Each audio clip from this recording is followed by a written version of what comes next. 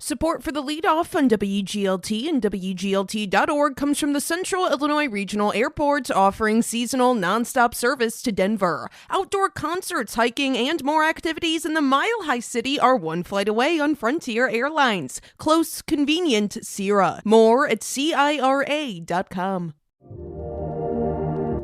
You may have heard a little something about this election coming up. Well, early voting begins today. That's one of the things you need to know to start your day for Thursday, September 26th. I'm Ryan Denham, and this is WGLT's The Leadoff. Let's lead off with that kickoff of early voting in Illinois.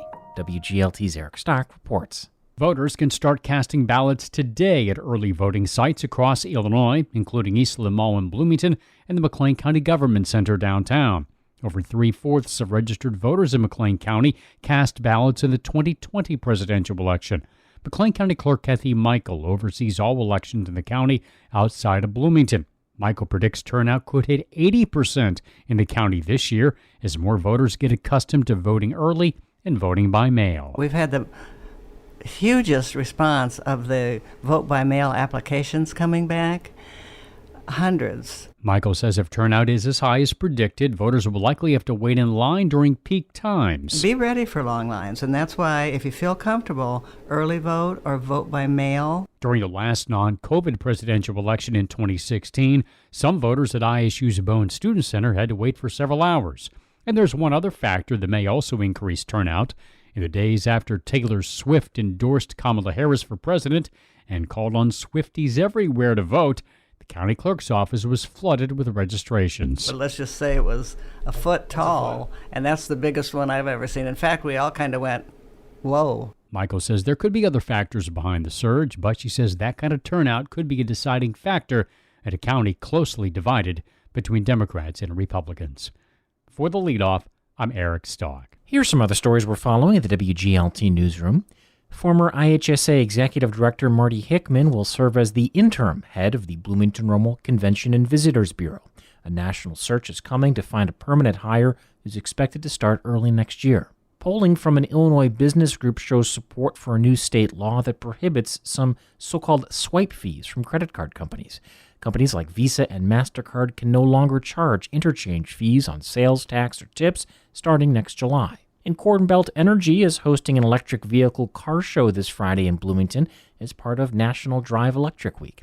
EVs and hybrids will be on display, plus some food vendors. That's from 5 to 8 p.m. at State Farm Corporate South's parking lot on Donaldson Drive. You can find more on these stories at WGLT.org. If you've tried to schedule a doctor's appointment recently, especially with any sort of specialist, you've probably had to plan out weeks or even months.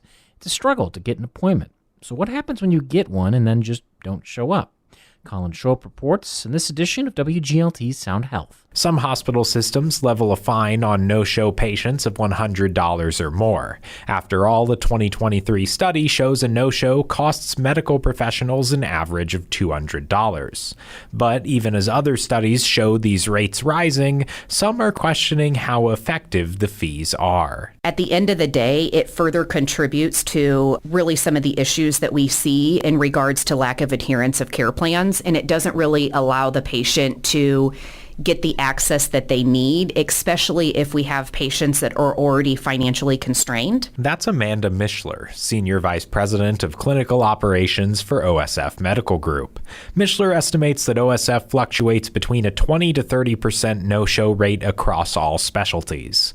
However, she says the Peoria-based hospital system has never charged a fee for no-shows, though the reasons for that over the years have changed. I think what has changed over the years is our ability to be able to know more about our patients, specifically within that social determinant, social driver aspect. When Mishler says social determinants, she's talking about things like transportation, food, finances, and education.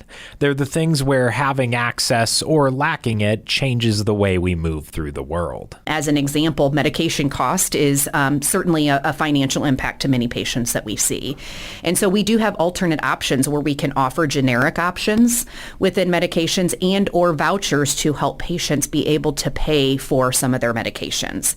But without us having that insight and really knowing our patients from the social aspect, it really inhibits our ability to be able to care for them differently. In order to know more about the social aspects of patients, Mishler says a survey collects data on these points when they go through the new patient process.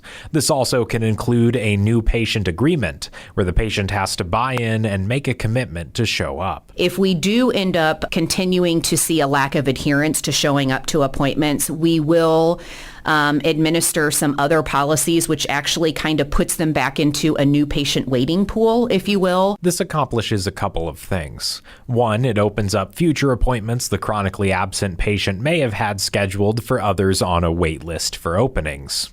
Two, it encourages the patient to re-up their commitment to showing up without impacting them financially. Giving them a fine for not showing up to an appointment is not going to help them on their healthcare journey. One of the scenarios Mishler describes that sometimes results in a no-show is someone being admitted to the hospital in an emergency, then not understanding that they require follow-up care after they're released. Worst case scenario, that patient's condition worsens and they end up back in the emergency room, requiring care more expensive than the preventative measures that would have been taken during their appointments. That, Mishler says, increases the cost of health care for everyone. Skipping the fees on no-shows isn't necessarily a rare practice in Central Illinois. In a statement, a spokesperson of Carle Health told WCBU that their hospital system doesn't impose fines either. But no-shows are still a problem, and Mishler says the solution will take work. I just think the general education to the community, to our existing patients, as well as maybe the healthcare consumer in general, really the philosophy at OSF, and really the opportunity to educate the general population in regards to the impact that it has. In the meantime, Mishler says OSF uses features like reminder texts and calls and the OSF MyChart app to try and keep patients on top of their medical schedule. I'm Colin Shope. Support for WGLT health coverage comes from Carle Health. You can count on Carle as your partner in healthcare. Information at carle.org. And before we let you go, Bloomington's Special Commission for Safe Communities, aka the Gun Violence Commission, meets today at 1 o'clock at the Government Center. On the agenda is a presentation from District 87's Social Emotional Learning Coordinator. And that's it for today. I'm Ryan Denham, and the show is produced by Rosalie Truback. You can subscribe to the Leadoff on the NPR app or wherever you listen.